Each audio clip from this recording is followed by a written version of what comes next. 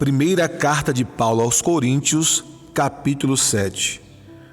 Quanto ao que vocês me escreveram, é bom que o homem não toque em mulher. Digo que, por causa da imoralidade, cada homem tenha sua esposa e cada mulher tenha o seu próprio marido. Que o marido conceda à esposa o que lhe é devido, e também, de igual modo, a esposa ao seu marido. A esposa não tem poder sobre o seu próprio corpo, e sim o marido. E também, de igual modo, o marido não tem poder sobre o seu próprio corpo, e sim a esposa. Não se privem um ao outro, a não ser talvez por mútuo consentimento, por algum tempo, para se dedicarem à oração. Depois retornem à vida conjugal, para que Satanás não tente vocês por não terem domínio próprio. E digo isto como concessão e não como mandamento. Gostaria que todos os homens fossem como eu. No entanto, cada um tem de Deus o seu próprio dom. Um, na verdade, de um modo, outro de outro. E aos solteiros e às viúvas, digo que lhes seria bom se permanecessem no estado em que também eu vivo. Mas se não conseguem se dominar, que se casem, porque é melhor casar do que arder em desejos. Aos casados ordeno não eu, mas o Senhor, que a mulher não se separe do marido, mas se ela se separar, que não se case de novo, ou que se reconcilie com o seu marido, e que o marido não se divorcie da sua esposa. Aos outros digo eu, não o Senhor. Se algum irmão estiver casado com uma mulher não crente, e esta concorda em morar com ele, não se divorcie dela. E se uma mulher estiver casada com um homem não crente, e este concorda em viver com ela, que ela não se divorcie do marido, porque o marido não crente é santificado no convívio da esposa, e a esposa não crente é santificada no convívio do marido crente. Se não fosse assim, os filhos de vocês seriam impuros, porém, agora são santos. Mas, se o não crente quiser separar-se, que se separe. Em tais casos, não fica sujeito à servidão, nem o irmão, nem a irmã. Deus chamou vocês para viverem em paz. Pois você, ó mulher, como sabe se salvará o seu marido? Ou você, ó marido, como sabe se salvará a sua mulher?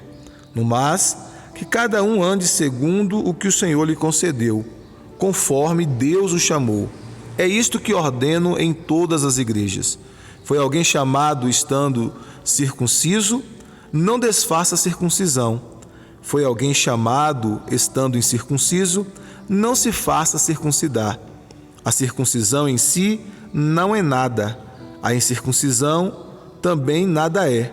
Mas o que vale é guardar os mandamentos de Deus. Cada um permaneça na vocação em que foi chamado. Você foi chamado sendo escravo, não se preocupe com isso.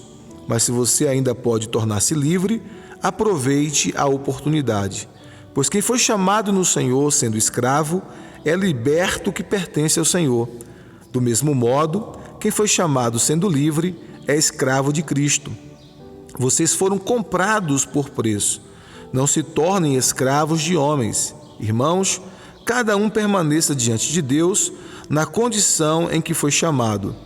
Com respeito às virgens, não tenho mandamento do Senhor, mas dou a minha opinião, como alguém que recebeu do Senhor a misericórdia de ser fiel.